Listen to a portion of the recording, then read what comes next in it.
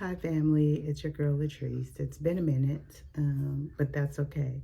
I am still here, afflicted and fabulous. Just been lifing. But it is the last quarter of the year and I plan to be intentional about this quarter and getting things done. So first things first, blog post is posted at sheencourage.com, or you can go to afflictedandfabulous.com and find the blog that way. But the most recent blog post is just what this video is about. 5+ tips to get through receiving a new diagnosis. If you hear any noise in the back, my grandson is here and I'm trying to get this video up while he is distracted. So we shall see. Excuse the background. I'm going to be checking in on my notes over here just to make sure I hit the 6 points is actually, I think, what I have. So the first one is hey y'all, it's Latrice. Welcome back. Glad to see you. Hope you're doing well. And if you're not, hope it gets better soon. So anyway, like I said, we're going to talk about 5+ tips through receiving a new diagnosis. He's trying to put his shoes on. So funny. Okay, the first thing is take time to process the news. When you hear that you have a new diagnosis, do what you need to do to process the news. It took 7 years before I got my diagnosis. By that time, I had figured out how to live with it as best I could, because there's no cure. They just treat symptoms, and so that's what we have been doing anyway. But it gave me clarity when I got my diagnosis. Now, I have met a lot of clients who it's not that simple for. It's just not. So take whatever time you need and whatever process you have to process the news that you got this new diagnosis and what it means for your life. Ooh, okay, back to it. Shoe crisis done. All right, second thing is maintain a journal. So I have these on the website. You can either download it or purchase one. But the reason I say maintain a journal is because, one, and it doesn't have to be this one, it can be a regular old notebook, y'all. Just document. It can be on your phone, orally, or taking notes, up to you. But basically what you want to do is document your feelings, because it'll help you process what's going on. Document the conversations you're having with the doctor so you remember what the doctor said, what to do. Write down any questions you may have that you want to pose to the doctor when you go see the doctor. But you also want to document your abilities, your strengths, your weaknesses, the changes that you're going through. That way you know when a trigger is happening, what to expect and what you were able to do to get through that trigger. It's a great way to document what you can and cannot do for work. So one of the things that I had problems with was having these random muscle spasms in my hands, in my arms, in my legs. Sometimes they were really painful. Sometimes they weren't painful, but the muscle twitching and spasms were so bad I couldn't do anything. So I'm sitting at my desk and I can't type, or I can't necessarily answer the phone because I'm knotted up. So I was able to track how often that happens. So I know I could probably work a job. I'll just have to take frequent breaks, or breaks when this happens. Or you know what, flares are too consistent right now and I need to chill. So you want to use a journal to document everything that's going on around you and your diagnosis, so that you have documentation of what's happening for yourself and for your doctor and for your employer, and it'll all come together. We can talk about this in more detail later. I'll do a separate video on journaling specifically. The next one is find a safe space to talk and to be heard, right? And to listen. So I am part of a group called ALD for women with symptoms, or for symptomatic women. So ALD, adrenoleukodystrophy, is the diagnosis that gives me the most issues. Excuse me. Ooh, excuse me, sorry. But in this group, I'm able to hear other women talk about the symptoms that they're going through, the kind of medications that they are using. They have a blog post. ALD Connect is who they work through. So there's a group for women, for parents, for men. It's because ALD affects all of us differently, right? So in that space, I'm able to hear a lot about what other women are going through. And one thing it does do for me is let me go, girl, it's not that bad. Like, you don't have it that bad. These women are going through some things. And it's a place to show empathy, gain sympathy as well, but also for resources. One of the women were talking about how the magnesium affects our body. Well, didn't nobody tell us that there's like 6, 7, 8 different kinds of magnesium? In my health and wellness coach put me on game, and she broke down what each one did. Not my doctor, but my health and wellness coach. I didn't know to ask that question, but she provided it for me. And some of the women on we do Zoom meetings. Some of the women on the Zoom meeting had talked about it. So I had got keyed in. I found a wonderful magnesium mix that worked for me, and I was able to share it on the Zoom at the last meeting. So the symptoms that this lady was happening based on the magnesium, she doesn't have to necessarily go through. If you don't know, there's a magnesium that helps you go to the bathroom, helps with muscle spasms. So if you get the right ones, you can get the help you needed. And I was able to share that. Little people are down here. Okay.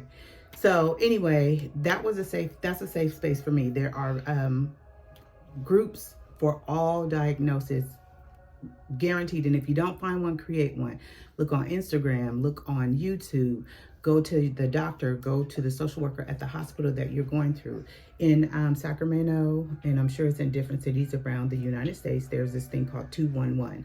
It's like information for nonprofits. If you call 211 or go to 211.org, I think it is online, you'll be able to find other groups that can help you. Let's see, 211.org. Yep, 211.org. So reach out for somebody, find a group, somebody that you can talk to. It doesn't necessarily have to be friends and family. It doesn't have to be friends and family because you don't want to overburden them, but find somebody who's relatable, who can listen and who can help you. Because sometimes when we talk to family, y'all, they want to help and fix everything. And sometimes we don't want that. We just want somebody to listen so we can vent and get it off our hearts. You can always go to God. I'm just saying. The next one is rest. Honey, I struggle with this one, but rest. It's okay to rest. It's not lazy. It's replenishing your body. And sometimes I rest by reading, listening to a book, scrolling on YouTube. That's not rest. It's still active. So what I do like to do now is just sit outside with a cup of iced coffee and just chill. Just listen to the bird. Just rest. Give yourself time to rest. The next one, we're on number 5, is keep living. Keep doing the things that you've been doing. I think he's got bored with me. He just left. Keep living. Keep doing the things that you love doing as long as you're able to do them safely. So I was guilty of this, but at the time, I didn't know what was going on with my body. My symptoms presented themselves as this tingling all over my body, like everywhere. It started in little spurts here and there, but then it was head to toe. And they thought I was having a stroke. That's not what it was. It was just, it felt like I was plugged into an outlet and an electrical current was just going through my body constantly. And I couldn't function and focus. And then I was having these spasms. I could barely walk straight. I looked like a stiff stick. And so I stopped showing up for events, to parties. I used to teach children's Bible study. I stopped going to that because I was like, I don't know what's going to happen. And that wasn't good. It made me depressed because now I'm not living, and that wasn't the way to do it. I came out of that. It was a mindset shift and lots of prayer that I was able to move past that before I even got my diagnosis. Because again, they didn't know what it was. Adrenoleukodystrophy is so rare. They don't even test it for newborns in all 50 states. So by the grace of God, my granddaughter, my daughter-in-law, and my son moved back to California, who does test for newborns. And that's how we basically traced backwards to the diagnosis.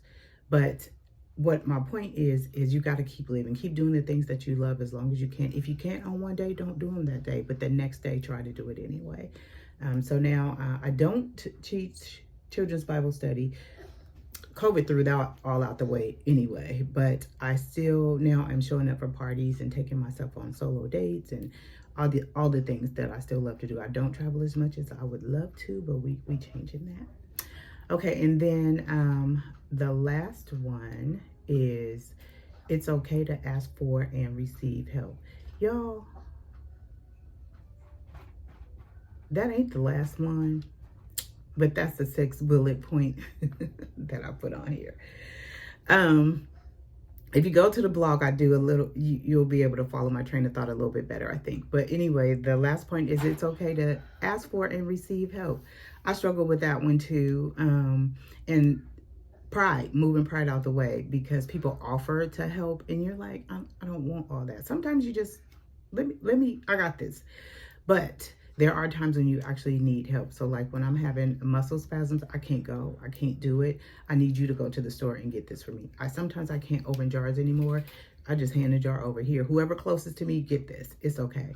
Some of the women aren't able to leave home. They aren't able to drive at all. And some of it is because they are now wheelchair, and I'm talking about AOD, wheelchair bound, and they can't drive themselves. And so they really need somebody to drive them from appointment to appointment. For the most part, I can get myself to appointments and that kind of thing.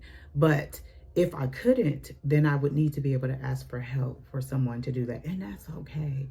I used to be a social worker for in-home supportive services. That's a program where, oh, he's back. That's a program where the state pays for a care provider to come into your home to help take care of you. This program is available to low-income families primarily, but there are some ways to get around it. So contact the in-home supportive services program near you if you need that kind of help. They will come in and do personal care, so help you take a bath, help you get dressed, help you iron your clothes, wash your clothes. Those help you eat if you need to, because some people lose their dexterity in whatever diagnosis.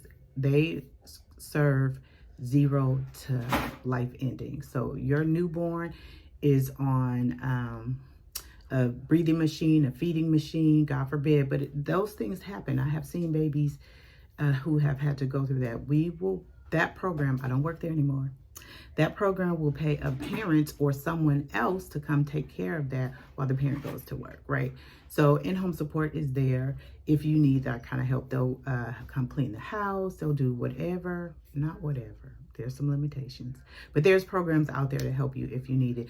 Ask family and friends. If they offer it and you really need it, accept it. So if I need somebody to go to the grocery store for me, I can call one of my children. Or order it and have it delivered. There's ways, but it's okay to ask for and receive help. The biggest thing I see is men not wanting to ask for help and not being honest, and older people not wanting to admit that they need to give up some of their independence. This program, in-home support, allows you to stay at home so that you can keep as much independence as possible. But ultimately, this is not an infomercial for IHSS, but I think it's a great program. I want you to ask for and receive help if you need it. And then the other thing that I wanted to put on here is keep faith, y'all. I did not list it. If you read the blog post, I did post a couple of scriptures in there to remind you that God is still in control and you can call on him if you need to for anything, just for strength to help you get through the next day so you can ask for help or just be, right?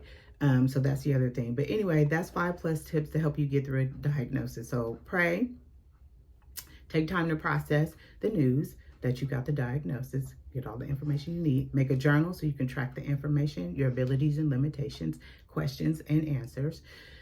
Find a safe space to talk and be heard. Your doctor, friends, family, a group, online, post, whatever you need to. Find a space where you can be heard and where you can listen.